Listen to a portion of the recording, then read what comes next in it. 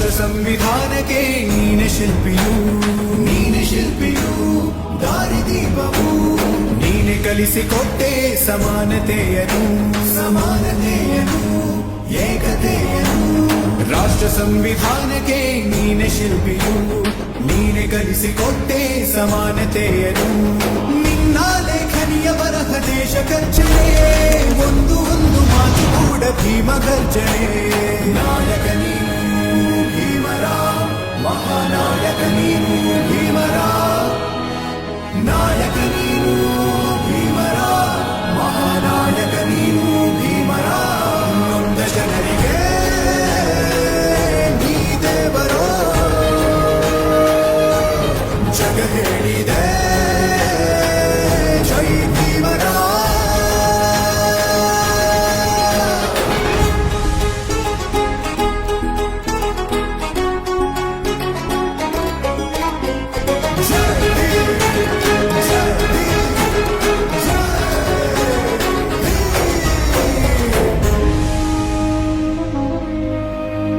ಸಂಕಟದಲ್ಲಿ ಬಂದೆ ಆಗಿ ಆಧಾರ ನಿನ್ನಿಂದ ಅಸಮಾನತೆ ಈಗ ದೂರ ಸಂಕಟದಲ್ಲಿ ಬಂದೆ ಆಗಿ ಆಧಾರ ನಿನ್ನಿಂದ ಅಸಮಾನತೆ ಈಗ ದೂರ ನೀ ತೋರಿದ ದಾರಿ ದೇಶ ಸಾಗಿದೆ ಸೂರು ನೀರು ಭೇದವೀಗ ದೂರವಾಗಿದೆ ನಾಯಕ ನೀನು ಭೀಮರ ಮಹಾನಾಯಕ ನೀನು ಭೀಮರ ನಾಯಕ ನೀನು ಭೀಮರ ಮಹಾನಾಯಕ ನೀನು ಭೀಮರ ನೊಂದ ಜನರಿಗೆ ನೀ ದೇವರೋ ಜಗ ಹೇಳಿದೆ ಜೈ ಭೀಮರ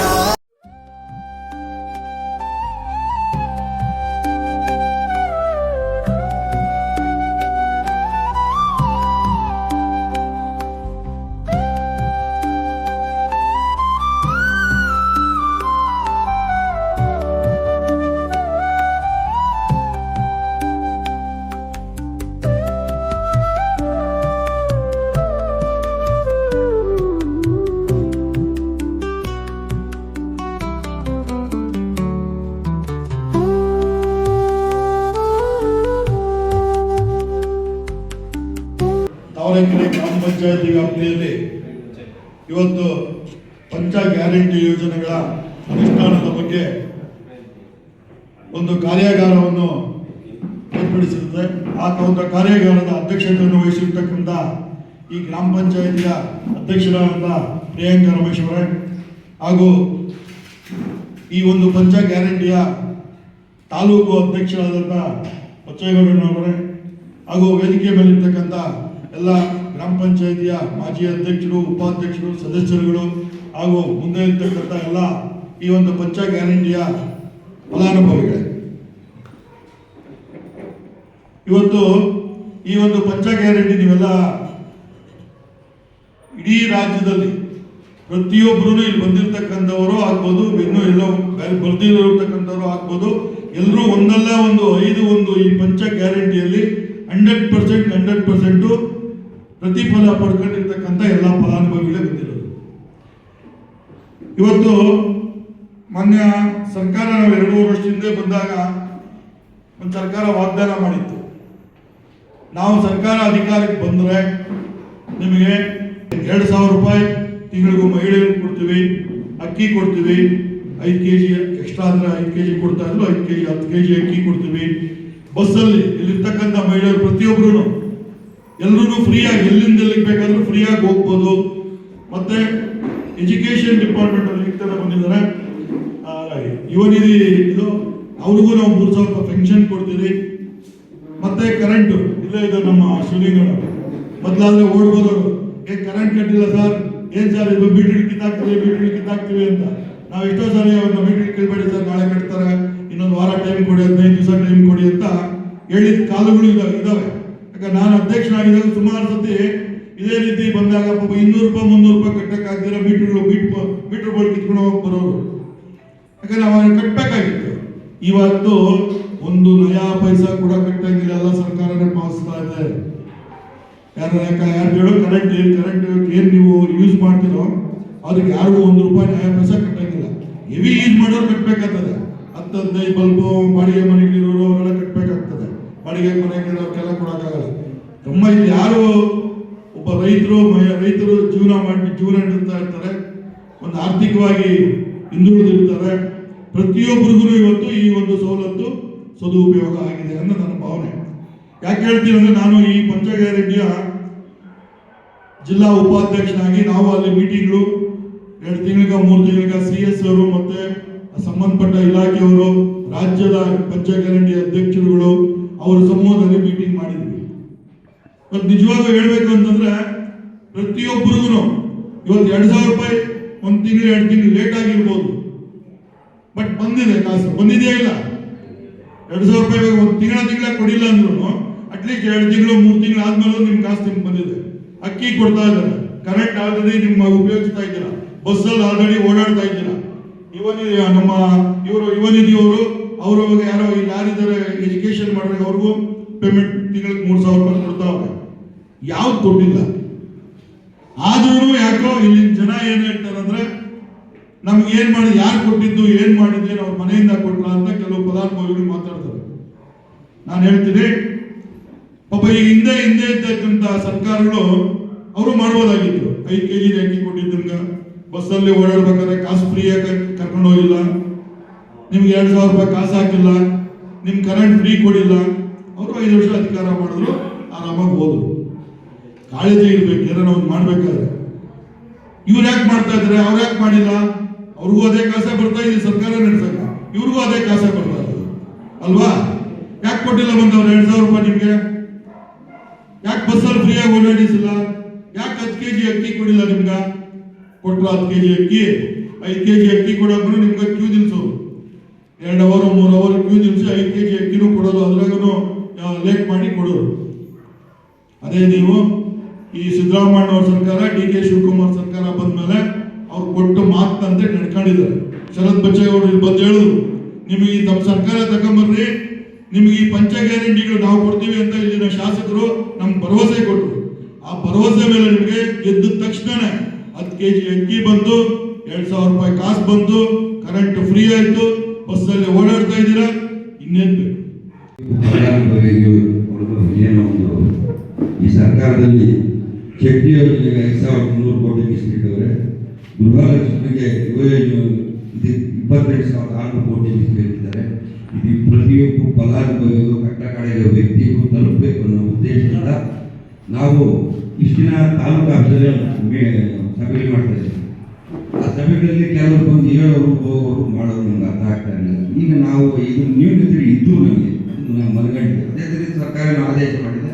ಆ ಸರ್ಕಾರದ ಆದೇಶದಿಂದ ಪ್ರತಿ ಪಂಚಾಯತಿಗೆ ಹೋಗಿ ಫಲಾನುಭವಿಗಳನ್ನು ಸೇರಿಸಿ ನ್ಯೂನತೆಗಳನ್ನು ತಿಳಿದುಕೊಂಡು ಕೆಲವರಿಗೆ APL ಕಾರ್ಡ್ಗಳು, BPL ಕಾರ್ಡ್, APL ಕಾರ್ಡ್ಗಳಾಗವೆ. ಇದಕ್ಕೆ ಏನು ಸಮಸ್ಯೆ, ಇದನ್ನೇನು ಸರಿಪಡಿಸ್ಬೋದು, ಬಡವರು ಇರ್ಬೋದು ಅನ್ನೋ ಉದ್ದೇಶದಿಂದ ಹಾಗೆ ಒಂದು ₹2,000 ಏನು ಬರ್ತಾ ಇದೆ, ಕೆಲವರು ಬ್ಯಾಂಕ್ ಅಕೌಂಟ್ಗಳಾಗಿರ್ತದೆ. ಒಂದು ಆ್ಯಪ್ ಇದೆ, ಆ ಆ್ಯಪಲ್ಲಿ ಅದು ಕೆಲವರು ಮೆಸೇಜ್ ಬರುತ್ತೆ, ಕೆಲವರು ಮೆಸೇಜ್ ಬರಲ್ಲ. ಒಬ್ರು ಏನು ಮಾಡಿರ್ತೀರಿ, ಒಂದು ಅಕೌಂಟು ಒಂದು ಬ್ಯಾಂಕಲ್ಲಿ ಓಪನ್ ಮಾಡಿರ್ತೀರಿ, ಅದಕ್ಕೆ ಆಧಾರ್ ಕಾರ್ಡ್ ಲಿಂಕ್ ಮಾಡಿರ್ತೀರಿ. ನೀವು ಆಧಾರ್ ಕಾರ್ಡ್ ಲಿಂಕ್ ಆಗಿದ್ದಾಗ ನೀವು ಈ ಬ್ಯಾಂಕ್ ಸರಿ ಇಲ್ಲ ಅಂತ ಹೇಳಿ ಒಂದು ಬ್ಯಾಂಕ್ ಹೋಗಿರ್ತೀರಿ, ಅದು ಆ ಅಕೌಂಟ್ಗೆ ಹೋಗ್ತಾ ಇರ್ತದೆ, ನಿಮ್ಗೆ ಗೊತ್ತಾಗಿರೋದು, ನೋಡ್ಕೊಳಕ್ಕಾಗಲ್ಲ. ಅದರಿಂದ ಅಂತ ಸಮಸ್ಯೆಗಳಿರ್ತವೆ. ಆ ಸಮಸ್ಯೆಗಳನ್ನ ನಾವು ಈ ಪಂಚ ಗ್ಯಾರಂಟಿ ಸಂಬಂಧಪಟ್ಟ ಇಲಾಖೆಗಳ ಅಧಿಕಾರಿಗಳನ್ನ ಇಲ್ಲಿಗೆ ಕರ್ಕೊಂಡ್ಬಂದು ಒಂದು ಈ ನ್ಯೂನತೆಯನ್ನು ತಿಳ್ಕೊಂಡು ಸರಿಪಡಿಸಬೇಕು ಅನ್ನೋ ಉದ್ದೇಶದಿಂದ ಪ್ರತಿ ಪಂಚಾಯತಿಯಲ್ಲಿ ಒಂದು ಕಾರ್ಯಕ್ರಮ ಮಾಡ್ತಾ ಇರ್ತಕ್ಕಂಥದ್ದು.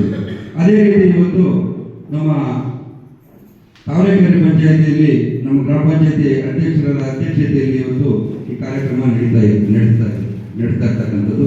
ಇದಕ್ಕೆ ಆಹ್ವಾನಿತರಾಗಿರ್ತಕ್ಕಂಥ ಎಲ್ಲ ನಮ್ಮ ಫಲಾನುಭವಿಗಳೇ ಹಾಗೂ ವೇದಿಕೆ ಮೇಲೆ ಇರ್ತಕ್ಕಂಥ ಎಲ್ಲ ಗಣ್ಯರೇ ಹಾಗೂ ಇಲಾಖೆಯ ಎಲ್ಲ ಅಧಿಕಾರಿಗಳೇ ಹಾಗೂ ಮಾಧ್ಯಮ ಮಿತ್ರರೇ, ಇವತ್ತು ಈ ಪಂಚ ಗ್ಯಾರಂಟಿ ಯಾಕೆ ಬಂತು ಅಂತ ನಿಮಗೆಲ್ಲ ಗೊತ್ತಿರ್ಬೋದು.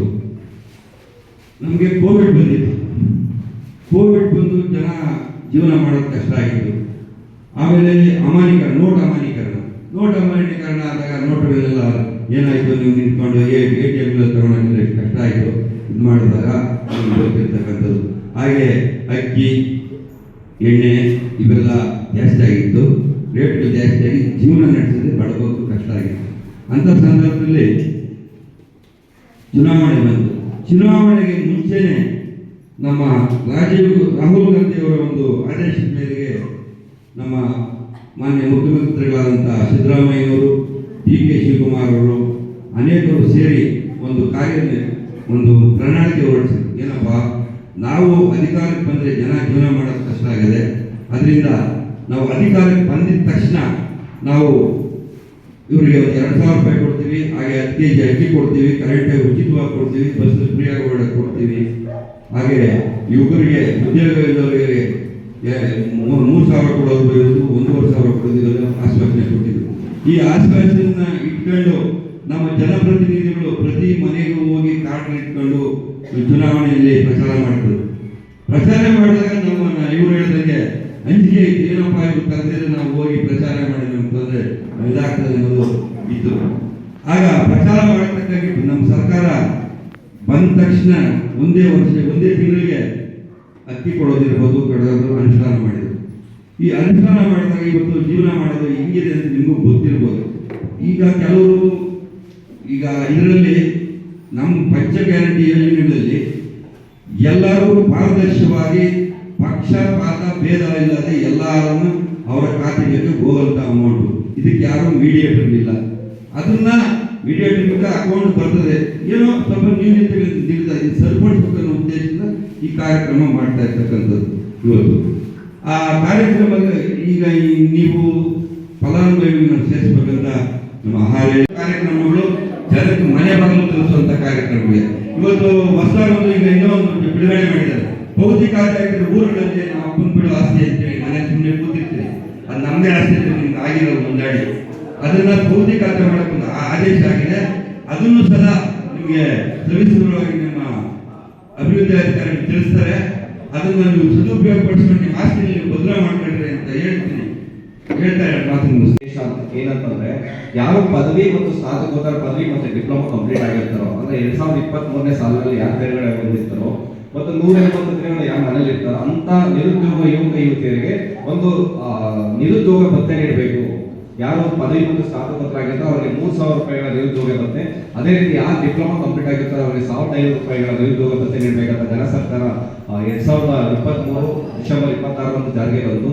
ಇಲ್ಲಿವರೆಗೂ ನಮ್ಮ ಹೊಸಕೋಟೆ ತಾಲೂಕಿನಲ್ಲಿ 580 ಜನ ರಿಜಿಸ್ಟ್ರೇಷನ್ ಆಗಿದ್ದಾರೆ. ಅದರಲ್ಲಿ 570 ಜನ ನಮ್ಮ ಹೊಸಕೋಟೆ ತಾಲೂಕಿಗೆ ಪ್ರತಿ ತಿಂಗಳು ಅವರಿಗೆ 3,000 ರೂಪಾಯಿ ಮತ್ತು 1,500 ರೂಪಾಯಿ ಡೆಬಿಟ್ ಆಗ್ತಾ ಇದೆ, ಆನ್ಲೈನ್ ಮುಖಾಂತರ ಡೆಬಿಟ್ ಆಗ್ತಾ ಇದೆ. ಇದರಲ್ಲಿ 570 ಜನ ಪದವಿ ಮತ್ತು ಸ್ನಾತಕೋತ್ತರ ಇದ್ದಾರೆ, ಮತ್ತೆ 2 ಡಿಪ್ಲೊಮಾದವರು ಇದ್ದಾರೆ.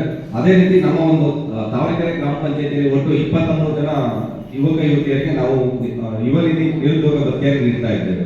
ಮತ್ತೆ ಅತಿ ಮುಖ್ಯವಾಗಿ ಯಾರಾದರೂ ತಮಗೆ ನಿರುದ್ಯೋಗ ಭತ್ಯೆ ಬರ್ತಾ ಇಲ್ಲ ಅಥವಾ ಯಾರಾದರೂ ಯುವಕ ಯುವತಿಯರು ಪದವಿ ಮತ್ತು ಸ್ನಾತಕೋತ್ತರ ಪದವಿ ಡಿಪ್ಲೊಮಾ ಕಂಪ್ಲೀಟ್ ಯಾರಾಗಿರ್ತಾರೋ ಅವರು ನಮ್ಮ ಸೇವಾ ಸಿಂಧು ಗೌರ್ಮೆಂಟ್ ಅಧಿಕೃತ ಒಂದು ವೆಬ್ಸೈಟ್ ಇದೆ ಸೇವಾ ಸಿಂಧು ಅಂತ. ಆ ಸೇವಾ ಸಿಂಧುದಲ್ಲಿ ಆನ್ಲೈನಲ್ಲಿ ಅಪ್ಲೈ ಮಾಡಿದ್ರೆ ನಮ್ಮ ಲಾಗಿನ್ ಬರುತ್ತೆ, ನಾವು ಅವ್ರಿಗೆ ಸರ್ಟಿಫೈ ಮಾಡಿ ಅವ್ರಿಗೆ ಯುವ ನಿಧಿ ಅಮೌಂಟ್ ಬರೋ ಥರ ಮಾಡ್ತೀವಿ. ಅಭಿವೃದ್ಧಿ ಅಧಿಕಾರಿಗಳಾದಂಥ ನಮ್ಮ ನಿಗಮ ಸರ್ ಅವರು ಮತ್ತೆ ಮಾಜಿ ಅಧ್ಯಕ್ಷರು ಹಾಗೂ ಹಾಲಿ ಸದಸ್ಯರಾದಂಥ ಪ್ರಕಾಶ್ ಸರ್ ಮತ್ತೆ ರವಿಕುಮಾರ್ ಸರ್ ಮತ್ತೆ ಗ್ಯಾರಂಟಿ ಯೋಜನೆಗಳ ಸಮಿತಿಯ ಅಧ್ಯಕ್ಷರಾದಂಥ ಬಚ್ಚೇಗೌಡ ಸರ್ ಅವರು ಮತ್ತು ಸದಸ್ಯರು ಮತ್ತೆ ಏನು ಪಂಚ ಗ್ಯಾರಂಟಿ ಯೋಜನೆಗಳ ಸಮಿತಿಯ ಇಲಾಖೆ ಅಧಿಕಾರಿಗಳು ಬಂದಿದ್ದಾರೆ.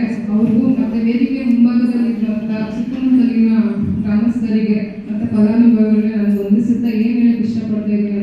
ಇವತ್ತು ಸಂವಿಧಾನ ದಿನ, ಇವತ್ತು ಅಂಬೇಡ್ಕರ್ ನಮಗೆ ಸಂವಿಧಾನ ಕೊಟ್ಟರು ನಮ್ಮ ರಾಷ್ಟ್ರ ರಾಷ್ಟ್ರಕ್ಕೆ ಎಲ್ಲರಿಗೂ ಸಮಾನತೆ ಇದೆ ಮತ್ತೆ ನಮ್ದು ಸರ್ವಭೌಮ ರಾಷ್ಟ್ರ ಅಂತಲೂ ತಿಳಿಸಿದ್ದಾರೆ ಸಂವಿಧಾನದಲ್ಲಿ. ಇವತ್ತು ಫಲಾನುಭವಿಗಳಿಗೆ ನಾವು 100 ಜನ 150 ಜನ ಕೇಳಿದ್ರಿ ಬರಬೇಕು ಅಂತ, ಎಲ್ಲರೂ ಫಲಾನುಭವಿಗಳು ನಾವು ಉಪಯೋಗಿಸ್ಕೊಂಡಿದ್ದೀವಿ ಏನು ಪಂಚ ಗ್ಯಾರಂಟಿ ಇದೆ ಅಂತ. ಗೃಹಲಕ್ಷ್ಮಿ ಆಗಿರ್ಬೋದು, ಗೃಹ ಜ್ಯೋತಿ ಆಗಿರ್ಬೋದು. ಇವತ್ತು ಗೃಹಲಕ್ಷ್ಮಿ 2,000 ರೂಪಾಯಿ ಬರೋದ್ರಿಂದ ಎಷ್ಟೋ ಮನೆಗಳು ತುಂಬಾ ಮುಂದುವರೆದಿದೆ. ಆದ್ರಿಂದ ನಾವು ಮನೆಗೆ ಬೇಕಾಗಿರೋ ವಸ್ತುಗಳು ನಾವು ತಗೊಂಡಿದ್ದೀವಿ. ಗೃಹ ಜ್ಯೋತಿ ಆಗಿರ್ಬೋದು, ಗೃಹ ಜ್ಯೋತಿ ಕರೆಂಟ್ ಬಿಲ್ 1 ತಿಂಗಳು ಕಟ್ಟಿಲ್ಲ. ಇಲ್ಲಿ ಸುತ್ತಮುತ್ತಲಿನ ಗ್ರಾಮಸ್ಥರು ಎಲ್ಲರೂ ಕೂಲಿ ಕೆಲಸಕ್ಕೆ ಹೋಗೋರೆ ಗ್ರಾಮೀಣ ಪ್ರದೇಶದಲ್ಲಿ. ಆ ಕರೆಂಟ್ ಬಿಲ್ ಕಟ್ಟೋಕ್ಕೂ ಸ್ವಲ್ಪ ಕಷ್ಟ ಇತ್ತು. ಆ 200 ಯೂನಿಟ್ ಏನು ಕೊಟ್ಟಿದ್ದಾರೆ ಅದನ್ನು ಉಪಯೋಗಿಸ್ಕೊಂತ ಇದ್ದಾರೆ. ಮತ್ತೆ ಯುವ ನಿಧಿ ಅಂತ ಏನಿದೆ, ಯುವಕ ಯುವತಿಯರಿಗೆ ಪದವಿ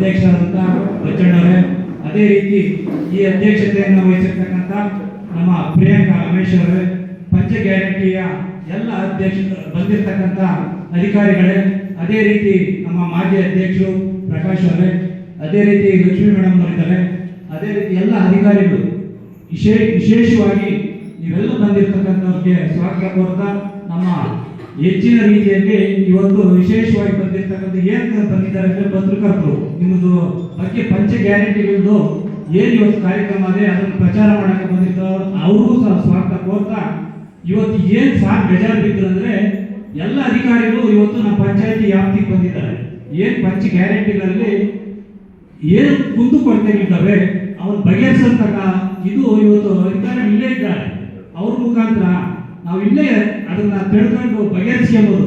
ಇವತ್ತು ನಮ್ಮ ಹತ್ರ ಬಂದು ನೀವು ಪ್ರಸ್ತಾಪ ಮಾಡ್ತೀವಿ, ನಮ್ಗೆ 2 ತಿಂಗಳಿಂದ ಬಂದಿರಲ್ಲ, ಗೃಹಲಕ್ಷ್ಮಿ ಬಂದಿರಲ್ಲ, ಹಣ ನಮ್ಮದು 200 ಯೂನಿಟಿಂದ ಬರ್ತಾ ಇತ್ತು, ಈಗ ಅಡ್ಮಿನಿಸ್ಟ್ರೇಟಿವ್ ಚೇಂಜ್ ಆದಮೇಲೆ ನಮ್ದು 500 300 ಎಕ್ಸ್ಟ್ರಾ ಬರ್ತದೆ ಅಂಥವ್ರು ಬಂದು ಇವತ್ತು ಭಾಗವಹಿಸ್ಬೋದಾಗಿತ್ತು. ಯಾಕಂದರೆ ಪಂಚಾಯಿತಿಯಿಂದ ಎಲ್ಲರಿಗೂ ಮಾಹಿತಿ ಕೊಟ್ಟಿದ್ವಿ. ದಯವಿಟ್ಟು ಅದನ್ನು ಬಂದು ಸರ್ಕಾರ ನೀವು ಪಡ್ಕೋಬೇಕು. ಏನಪ್ಪ ನಮ್ಮ ಸರ್ಕಾರ ಇವತ್ತು ಕೊಟ್ಟಿತ್ತು ಪಂಚ ಗ್ಯಾರಂಟಿಗಳನ್ನ, ಅವತ್ತು ನಾವು ಮನೆಗೆ ಹೋಗಿ ಒಂದು ಕಾರ್ಡ್ ಕೊಟ್ಟಿದ್ರು. 5 ಗ್ಯಾರಂಟಿಗಳು ಕಾರ್ಡ್ ಕೊಟ್ಟಾಗ ನಮ್ಗೆ ಅನಿಸ್ತಾ ಇತ್ತು ಎಲ್ಲೋ ಒಂದು ಕಡೆ ಏನು ಇವತ್ತು ಒಂದು ಮನೆ ಹೋದಾಗ ಕಾರ್ಡ್ ಹಂಚಿದಾಗ ನೋಡಿ 2,000 ರೂಪಾಯಿ ನಮ್ಮ ಸರ್ಕಾರ ಕೊಡ್ತದೆ. ಸರ್ಕಾರ ಕಾಂಗ್ರೆಸ್ ಸರ್ಕಾರ ಬಂದರೆ ನಿಮ್ಗೆ 200 ಯೂನಿಟ್ ಫ್ರೀ ಕೊಡ್ತೀರಿ, 2,000 ರೂಪಾಯಿ ತಿಂಗಳು ಕೊಡ್ತೀರಿ, ಯುವನ್ ಯೂನಿಟಲ್ಲಿ 3,000 ಕೊಡ್ತೀರಿ, ಅದೇ ರೀತಿ ಬಸ್ಸು ಫ್ರೀಯಾಗಿ ಕೊಡ್ತೀರಿ ಅಂತೇಳಿ ನಾವು ಮಾತು ಕೊಟ್ಟಿದ್ವಿ. ಗ್ರಾಮ ಪಂಚಾಯತಿ ಮೆಂಬರ್ಗಳು ಮನೆಗೆ ಹೋದಾಗ ನಮಗೂ ಇಲ್ಲೇ ಒಂದು ಕಡೆ ಅಣಕಿತ್ತು, ನಮ್ಮ ಸರ್ಕಾರ ಇದನ್ನ ಆದೇಶ ಮಾಡ್ತಾರೋ ಇಲ್ಲೋ ಏನಾಗ್ತೈತಿ. ಬಿಜೆಪಿ ವಿರೋಧಿಗಳು ಹೇಳ್ತಾ ಇದ್ರು ಈ ಸರ್ಕಾರ ದಿವಾಳಿ ಆಗ್ಬಿಡ್ತದೆ ಅಂತ. ಇವತ್ತು ಅವ್ರು ಗಮನಕ್ಕೆ ತರೋದು ಏನಂದ್ರೆ ನಮ್ಮ ಸರ್ಕಾರ 24ನೇ ತಾರೀಕು ಸಿಡ್ಲಘಟ್ಟದಲ್ಲಿ ನಮ್ಮ ಮುಖ್ಯಮಂತ್ರಿಗಳು ಉಪಮುಖ್ಯಮಂತ್ರಿಗಳು ಸುಮಾರು ಲಕ್ಷಗಳಾದಂಥ ಶಂಕುಸ್ಥಾಪನೆ ಮಾಡಿದ್ದಾರೆ, ಉದ್ಘಾಟನೆ ಮಾಡಿದ್ದಾರೆ, ಹಾಗೆ ಈ ಕಾರ್ಯಕ್ರಮಗಳನ್ನ ಮಾಡಿದರು. ನುಡಿದಂತೆ ನಡೆದ ಸರ್ಕಾರ ಯಾವುದೆಲ್ಲ ಇದ್ರೆ ಕಾಂಗ್ರೆಸ್ ಸರ್ಕಾರ. ಇವತ್ತು ಹೇಳಿದ್ರು ಮೋದಿಯವರು ಫಸ್ಟ್ ಎಲೆಕ್ಷನ್ 14ರಲ್ಲಿ ಏನು ಪ್ರಚಾರ ಮಾಡಿದ್ರು, ಅವ್ರು 15 ಲಕ್ಷ ಅಕೌಂಟ್ ಹಾಕ್ತೀನಿ ಅಂತ ಯಾರು ಹಾಕಿದಾರ? ಅವ್ರು ಏನು ಮಾಡಲಿಲ್ಲ, ಸುಳ್ಳು ಭರವಸೆಗಳು ಕೊಟ್ಕೊಂಡು ಓಡಾಡ್ತಾರೆ. ಅದೇ ಇವತ್ತು ನಮ್ಮ ಸರ್ಕಾರ ಏನು ಮಾತು ಕೊಟ್ಟಿತ್ತು ಅದು ನಡ್ಕೊಂತ ಇದೆ. ಅದೇ ರೀತಿ ಆಗ ನಮ್ಮ MLA ಸಾಹೇಬರು ಅಷ್ಟೇ, ನಮ್ಮ ಪಂಚಾಯತಿಗಳಿಗಾಗ್ಬೋದು ಅವ್ರು ಕೊಟ್ಟಂತ ಭರವಸೆಗಳನ್ನ ಈಡೇರಿಸ್ತಾ ಇದ್ದಾರೆ. ಅದು ದಯವಿಟ್ಟು ಎಲ್ಲ ತಿಳ್ಕೊಂಡು ಅದನ್ನ ಸದುಪಯೋಗ ಪಡ್ಕೊಳ್ಬೇಕು ಅಂತ ಹೇಳ್ತಾ ನಾನು ಮಾತು ಮುಗಿಸ್ತೀನಿ. ಮುಖ್ಯಮಂತ್ರಿಗಳಾದಂತಹ DK ಶಿವಕುಮಾರ್ ಸರ್ಕಾರ, ಕಾಂಗ್ರೆಸ್ ಪಕ್ಷ ನುಡಿದಂತ ಸರ್ಕಾರ ಇವತ್ತು ನಮಗೆ ಪಂಚ ಗ್ಯಾರಂಟಿಯನ್ನು ಕೊಟ್ಟಿದೆ ನಮ್ಮ ಮಹಿಳೆಯರಿಗೆ. ವಿಶೇಷವಾಗಿ ಇವತ್ತು ನಾವು ಇತಿಹಾಸದಲ್ಲಿ ನಿಮ್ಗೆ ಯಾರಾದರೂ ಉಚಿತವಾಗಿ ಯಾವ ಪಕ್ಷ ಆಗಿರ್ಬೋದು, ಯಾವ ಸರ್ಕಾರ ಆಗಿರ್ಬೋದು ಕೊಡ್ತಾ ಇದ್ದಾಗ ಉಚಿತವಾಗಿ ಗೃಹಲಕ್ಷ್ಮಿ ಯೋಜನೆ ಆಗಿರ್ಬೋದು, ಶಕ್ತಿ ಯೋಜನೆ ಆಗಿರ್ಬೋದು, ಅನ್ನಭಾಗ್ಯ ಆಗಿರ್ಬೋದು ಕೊಡ್ತಾ ಇದ್ರ ಮಹಿಳೆಯರಿಗೆ ನಿಮ್ಗೆ ಹೇಳ್ತಾರೆ ಕೊಡ್ತಾ ಇದ್ರ? ಇತಿಹಾಸದಲ್ಲಿ ಯಾವ್ದಾದ್ರು ಸರ್ಕಾರ ನಿಮ್ಗೆ ಇಷ್ಟೊಂದು ಅನುಕೂಲ ಮಾಡಿಕೊಡ್ತಾ ಇತ್ತಾ? ಇವತ್ತು ನಮ್ಮ ಕಾಂಗ್ರೆಸ್ ಪಕ್ಷ ಸಿದ್ದರಾಮಯ್ಯ ಅವರ ನೇತೃತ್ವದಲ್ಲಿ ಇವತ್ತು ನಾವೆಲ್ಲರೂ ಸಹ ಹೆಣ್ಮಕ್ಳು ಸಂತೋಷದಿಂದ ಅಜ್ಜಿ ಆಗಿರ್ಬೋದು, ಇವತ್ತು ಎಷ್ಟೋ ಮಕ್ಕಳು ಸಾಕಲ್ಲ, ಕರೆಕ್ಟಾ? ಅವ್ರು ಊಟ ಹಾಕಲ್ಲ. ಇವತ್ತು ಆ 2,000 ಅವ್ರಿಗೆ ಎಷ್ಟೋ ತುಂಬಾ ಉಪಯೋಗ ಆಗ್ತಾ ಇದೆ ಅಲ್ವಾ? ನೀವು ಎಷ್ಟೋ ದೇವಸ್ಥಾನಕ್ಕೆ ಹೋಗಿದ್ದೀರಾ, ಏನು ಪುಣ್ಯಕ್ಷೇತ್ರಗಳಿಗೆ ಹೋಗಿದ್ದೀರಾ, ಹೋಗ್ತಾ ಇರೋಂಥ ಮಹಿಳೆಯರೆಲ್ಲ ಈ ಬಸ್ಸು ಫ್ರೀಯಿಂದ ನೀವೆಲ್ಲ ಪುಣ್ಯಕ್ಷೇತ್ರಗಳನ್ನ ನೋಡಿದ್ದೀರಾ ಅಲ್ವಾ? ಎಷ್ಟು ಜನ ನೋಡಿದ್ದೀರಾ? ಇಲ್ಲಿ ಎಷ್ಟು ದೇವಸ್ಥಾನಗಳಿಗೆ ಹೋಗಿದ್ದೀರಾ? 2-3 ವರ್ಷದಿಂದ ಎಲ್ಲರೂ ಹೋಗಿದ್ದೀರಲ್ಲ, ಎಲ್ಲ ಬಳಸ್ಕೊಳ್ತಾ ಇದ್ದೀರಾ. ನಿಮ್ಗೆ ಏನು ಅನುಕೂಲ ಎಲ್ಲ ರೀತಿಯಲ್ಲೂ ನಮ್ಮ ಸರ್ಕಾರದಿಂದ, ನಮ್ಮ ಕಾಂಗ್ರೆಸ್ ಪಕ್ಷದಿಂದ, ಸಿದ್ದರಾಮಯ್ಯ ಅವರ ನೇತೃತ್ವದಲ್ಲಿ ನೀವೆಲ್ಲ ಬಳಸ್ಕೊಳ್ತಾ ಇದ್ದೀರಾ, ಕರೆಕ್ಟ್ ಅಲ್ವಾ? ಅವ್ರ ಗೌರವ ಕೊಡ್ಬೇಕಲ್ವ ನಾವು? ಇವತ್ತು ಹೆಣ್ಮಕ್ಳು ನಮ್ಮ ಅಧಿಕಾರಿಗಳಾದಂತಹ PDO ಸಾಹೇಬರು ನಿಮ್ಗೆಲ್ರಿಗೂ ಒಂದು ಪತ್ರದ ಮುಖಾಂತರ ನಿಮ್ಗೆ ಕಳಿಸಿದ್ದಾರೆ, ಮಹಿಳೆಯರು ಬರಬೇಕು, ಹೆಚ್ಚಿನ ರೀತಿಯಲ್ಲಿ ಬರಬೇಕು, ಉಪಯೋಗಿಸ್ಕೋಬೇಕು ಅಂತ ಹೇಳ್ಬಿಟ್ಟು. ಆದರೆ ಕಡಿಮೆ ಮಹಿಳೆಯರು ಬಂದಿರೋದ್ರಿಂದ ಈಗ ಅಂಗನವಾಡಿಯವರು ಮಾಮೂಲಿ ಬಂದೇ ಬರ್ತಾರೆ, ಆಶಾ ವರ್ಕರ್ಸು ಬಂದೇ ಬರ್ತಾರೆ, ಶ್ರೀ ಶಕ್ತಿ ಗುಂಪಿಗಳ ಒಂದು 4-5 ಜನ ಬರ್ತಾರೆ. ಅವ್ರ ಮನಸ್ಸಲ್ಲೇ ಇರುತ್ತೆ, ಆದರೆ ಎಲ್ಲರಿಗೂ ತಲುಪುತ್ತಾ ಈ ವಿಚಾರನ ತಲುಪ್ಸಕ್ಕಾಗತ್ತಾ ಹೇಳಿ? ದಯವಿಟ್ಟು ಯಾವುದೇ ಒಂದು ಸಭೆ ಆಗಲಿ ನಾವು ಸುಮ್ಮನೆ ಬಂದು ಕೂತ್ಕೊಳ್ಳೋಣ. ನಿಮಗಾಗಿ ನಿಮ್ಗೊಂದು 4 ವಿಚಾರ ಹೇಳೋದಕ್ಕೋಸ್ಕರ ನಾವು ದೂರದಿಂದ ಬಂದಿದ್ದೀವಿ. ನಮ್ಮದು ಚಿಕ್ಕತಿರ್ತಿ ಹತ್ರ ಇದೆ,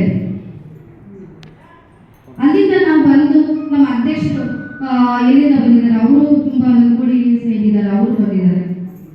ದಯವಿಟ್ಟು ಅವರು ಅಧಿಕಾರಿಗಳು ಹೇಳ್ತಾ ಇದ್ರು ಎಷ್ಟು ಜನ ಬಂದಿದ್ದೀರಾ